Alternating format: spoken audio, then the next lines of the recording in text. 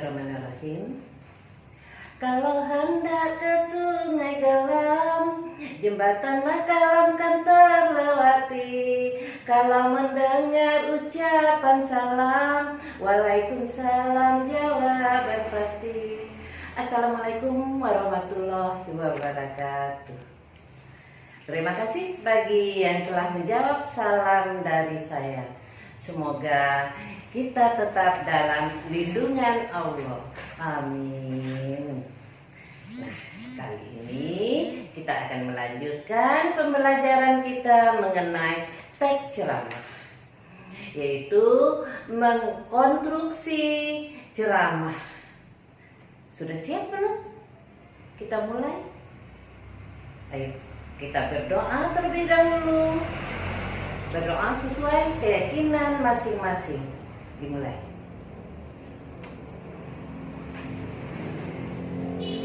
Amin. Ayo kita mulai pembelajaran hari ini.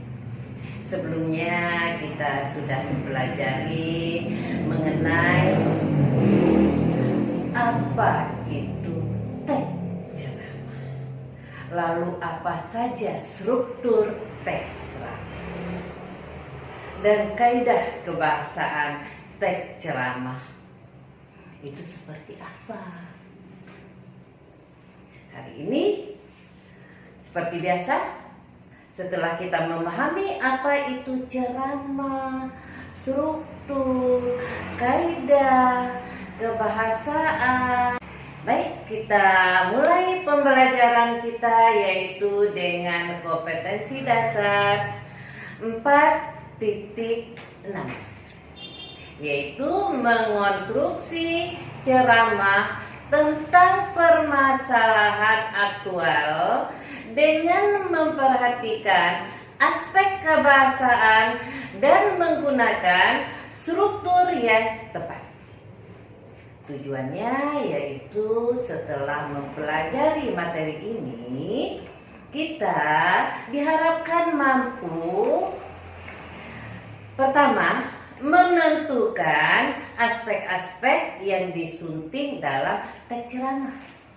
Terus yang kedua, menyampaikan hasil suntingan teks ceramah dengan memperhatikan kebahasaan dan struktur teks yang tepat.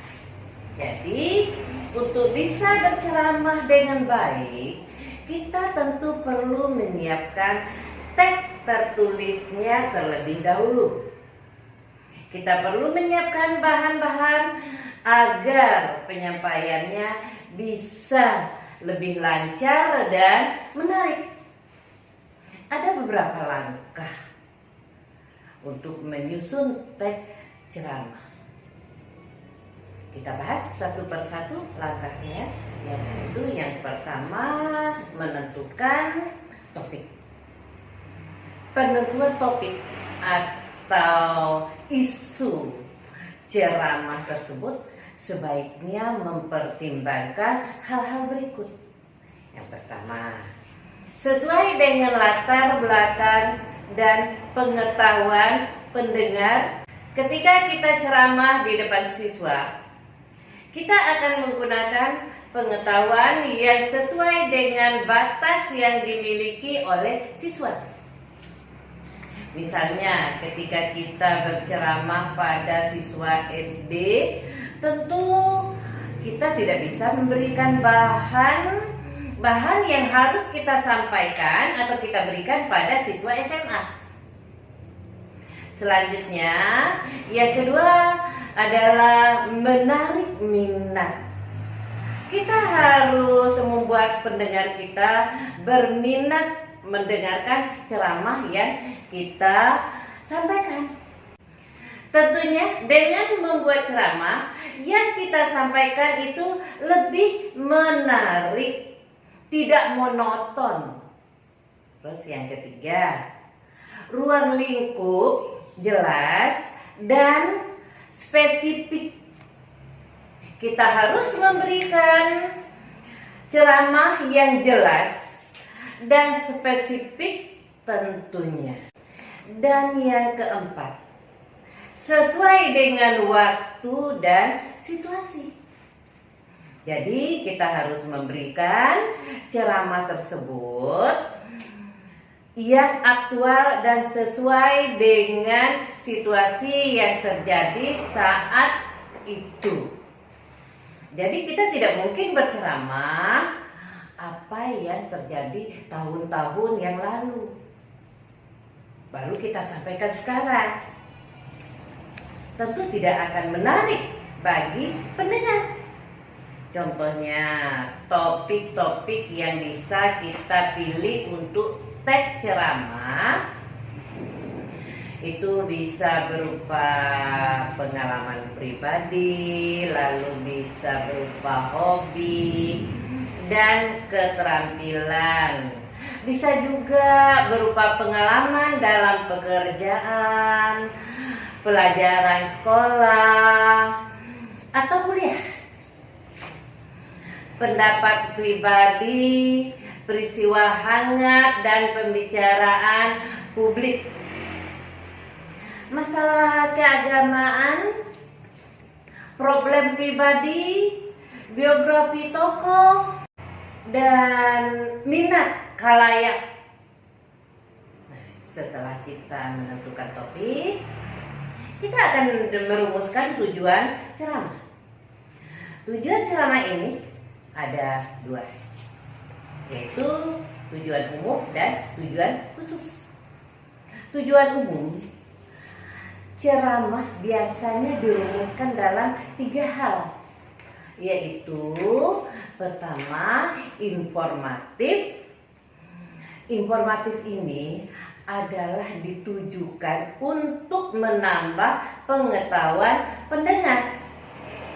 Misalnya, ceramah tentang peranan para pelajar pada masa perang kemerdekaan, atau ceramah tentang posisi Indonesia di kancah internasional. Tentunya ceramah tentang hal ini memberikan informasi kepada pendengar. Selanjutnya adalah persuasif. Ceramah persuasif ditujukan agar pendengar mempercayai, menyetujui, atau bahkan mengikuti ajakan pembicara. Misalnya, ceramah tentang cara-cara hidup sehat. Lalu ceramah tentang menjaga kesehatan. Ceramah tentang menjaga kesehatan lingkungan. Selanjutnya, ceramah rekreatif. Itu ditujukan agar pendengar merasa terhibur. Ceramah ini banyak diwarnai oleh humor, anekdot, ataupun goyonan-goyonan yang memancing tertawa pendengar. Selanjutnya tujuan ceramah yang berikutnya yaitu yang kedua, yaitu tujuan khusus. Nah, tujuan khusus ini adalah tujuan yang merupakan rincian dari tujuan umum. Tujuan umum lebih informasional, lebih jelas, dan terukur dalam pencapaiannya. Contohnya, jika kita memilih topik tentang keragaman budaya daerah, maka tujuan umum kita adalah informatif, yaitu memberitahu tentang keragaman budaya daerah tersebut. Sedangkan tujuan khususnya akan kita rumuskan seperti pendengar mengetahui bahwa pertama, setiap daerah memiliki budaya yang khas. Berarti nanti kita akan berbicara tentang apa-apa saja budaya yang dimiliki oleh daerah-daerah tersebut. Terus yang kedua, Dalam budaya daerah terdapat nilai-nilai kehidupan yang bisa kita petik. Jadi nanti kita akan berbicara mengenai budaya-budaya yang ada di Indonesia. Apa khasnya? Dan kita akan berbicara pula mengenai nilai-nilai apa saja yang bisa dipetik dari budaya tersebut. Bagaimana? Bisa dipahami? Kalau tujuan umum tadi hanya informatif, pada saat tujuan khusus kita lebih merincinya tentang informatif tersebut. Langkah selanjutnya yaitu menyusun kerangka ceramah. Kerangka ceramah ini merupakan rencana yang memuat garis-garis besar materi yang akan kita ceramahkan. Agar nanti ketika kita ceramah tidak kehilangan ide mengenai apa yang akan kita ceramahkan. Kerangka ceramah ini juga bermanfaat dalam memudahkan penyusunan karangan, sehingga karangan menjadi lebih sistematis dan teratur, dan menghindari timbulnya pengulangan pembahasan serta membantu pengumpulan data dan sumber-sumber yang diperlukan. Karena ceramah ini adalah informasi, fakta, dan aktual. Tentunya kita membutuhkan sumber-sumber sebelum kita menyampaikannya. Nah, kerangka ceramah yang baik itu memiliki ciri-ciri sebagai berikut. Pertama, meliputi 3 bagian pokok, yaitu pengantar, isi, dan penutup. Ketiga bagian pokok ini disebut dengan struktur ceramah yang sudah kita pelajari pada pertemuan sebelumnya ya. Yang kedua, maksud dari ceramah diungkapkan dengan jelas. Kita memberikan atau menyampaikan maksud ceramah ini dengan jelas dan tidak bertele-tele. Bagaimana? Pesan kita bisa langsung dimaknai atau diterima dengan jelas oleh pendengar. Terus yang ketiga, setiap bagian dalam kerangka ceramah hanya memiliki satu gagasan. Jadi sama dengan satu paragraf, hanya memiliki satu gagasan pokok. Selanjutnya, bagian-bagian dalam kerangka ceramah harus tersusun secara logis agar dapat dipahami oleh pendengar. Langkah selanjutnya adalah mengembangkan ceramah.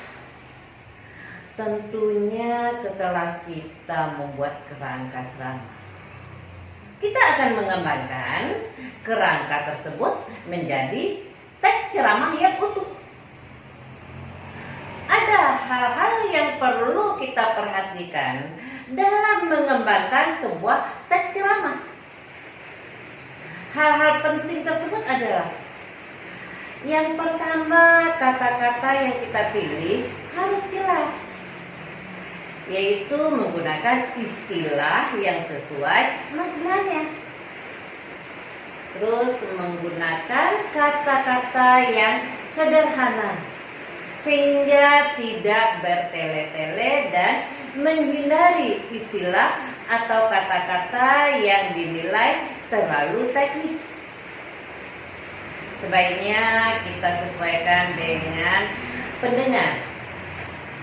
Jika pendengar kita merupakan orang awam atau orang-orang biasa, kita tidak dianjurkan untuk menggunakan kata-kata teknis yang terlalu menjurus pada bidang-bidang tertentu, sehingga akan sulit dipahami oleh audiens kita. Misalnya seperti kata sarkastis pada teks pidato yang pernah kita bahas pada materi sebelumnya, sebaiknya kita hindari. Karena penggunaan kata tersebut cukup kita gunakan kata kasar yang artinya sarkastis. Selanjutnya, kata-kata yang dipilih harus tepat, menghindari kata-kata klise atau kata-kata yang sering digunakan, pengulangan atau mengulang-ulang kata-kata tertentu menjadi hal yang tidak menarik. Jadi berhati-hati menggunakan bahasa gaul, menggunakan bahasa serapan, yaitu bahasa yang diambil dari bahasa asing maupun bahasa daerah, untuk menghindari vulgarisme dan kata-kata yang tidak sopan dengan tidak menggunakan eufemisme yang berlebihan. Makanya kita harus memilih kata-kata tepat. Selanjutnya, kata-kata yang dipilih tentu juga harus menarik. Memilih kata-kata yang langsung menyentuh khalayak, menggunakan kata yang bernuansa dan menggunakan bahasa figuratif atau bahasa yang bermajas, sehingga dapat menyentuh perasaan pendengar. Ketika kita menyampaikannya, kita juga perlu pemahaman dan penghayatan kembali mengenai teks ceramah yang telah kita buat, yaitu pertama dengan mengkaji bahan secara kritis. Kedua, kita perlu meninjau kelayakan bahan dengan khalayak. Apakah cocok kira-kira jika tema ini kita hidangkan untuk khalayak kita sesuai dengan profesinya? Misalnya untuk ibu rumah tangga dengan gadis remaja, jelas beda ya temanya walaupun mereka sama-sama perempuan. Terus yang ketiga, meninjau bahan yang kemungkinan menimbulkan pro dan kontra. Keempat, kita akan menyusun sistematika bahan ceramah. Dan yang terakhir atau kelima, menguasai bahan ceramah berdasarkan jalan pikiran yang logis. Tentu kita harus menguasainya agar kita dapat menyampaikan pesan yang ada dalam teks ceramah tersebut. Setelah teks ceramah selesai, kita akan mengadakan penyuntingan atau menyunting teks ceramah tersebut. Kegiatan penyuntingan dapat dilakukan dengan langkah-langkah. Pertama, menyiapkan atau penyiapan teks ceramah yang akan disunting. Jadi kita siapkan dulu teks yang sebelum kita sunting. Kedua, penyediaan bahan-bahan pemandu penyuntingan seperti pedoman ejaan bahasa Indonesia atau PEB dan kamus. Selain itu, bahan-bahan tersebut harus disesuaikan dengan karangan yang akan disunting. Kalau itu berupa naskah ceramah, bahan pemandunya adalah buku buku tentang teknik penulisan ceramah. Selanjutnya yang ketiga, mencermati bahan suntingan secara cermat. Kita cermati dulu bahan suntingannya. Maksudnya kita baca kembali bahan yang akan kita sunting. Terus yang terakhir, yang keempat, kita akan memperbaiki kesalahan yang terdapat dalam bahan suntingan secara benar dengan berpedoman pada sumber-sumber yang dapat dipercaya.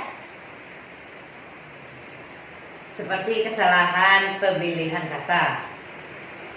Kesalahan yang paling banyak terjadi yaitu kesalahan dalam penulisan yang ada pada PEBI. Gunanya penyuntingan ini agar teks ceramah kita menjadi teks yang sempurna dan dapat dipahami oleh khalayak. Bagaimana? Bisa dipahami? Cara dan langkah-langkah untuk membuat teks ceramah, mulai dari menentukan topik, merumuskan tujuan, hingga membuat kerangka sampai pada akhirnya dengan proses penyuntingan. Sekarang kita coba bagaimana membuat kerangka teks ceramah terlebih dahulu. Ayo buat kerangka teks ceramah sesuai dengan format berikut. Ini untuk tugas ya. Pertama, tentukan topik yang terlebih dahulu seperti yang sudah dijelaskan tadi, lalu tujuan dan tujuan khususnya. Lalu Anda nanti bisa membuat kerangkanya berdasarkan struktur di dalam tabel seperti berikut. Strukturnya ada pembuka, isi, dan penutup. Di sini Anda isi paragraf atau masalah atau gagasan utamanya. Jadi ini penting untuk ditulis agar nanti bisa dengan mudah mengembangkannya. Yang pertama, misalnya paragraf pembuka, pastinya di paragraf pertama. Lalu kita tuliskan masalahnya apa atau apa intinya. Gagasan utama yang akan kita tuliskan nanti pada paragraf pertama. Nah, tentunya kita akan memaparkan isu terlebih dahulu pada gagasan pertama ini. Lalu di sini kita buat faktanya. Faktanya itu gagasan pendukung yang akan kita tulis di sini. Selanjutnya kita masuk struktur kedua, yaitu isi. Perlu kita tuliskan juga paragraf keberapa, lalu kita tuliskan masalah yang akan kita sajikan di sini. Itu apa? Atau gagasan utamanya serta masalah fakta pendukung. Jadi di sini kita jelaskan masalah fakta. Yang terakhir, penutup. Untuk penutup tidak harus paragraf 4 ya. Bisa saja paragraf 5 atau 6, kesesuaian saja. Untuk kata penutup sifatnya opsional, sedangkan isi harus ada itu pada struktur. Nah, itulah pembahasan materi kita hari ini. Semoga materi yang telah disampaikan dapat dipahami dengan baik. Apabila ada yang ingin ditanyakan, silakan disampaikan melalui grup WA atau BCF. Terima kasih untuk perhatiannya, tetap sehat dan semangat belajar.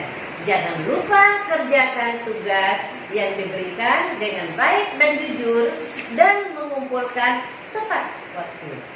Yuk kita akhiri pembelajaran kita hari ini dengan membaca hamdalah bersama. Alhamdulillah.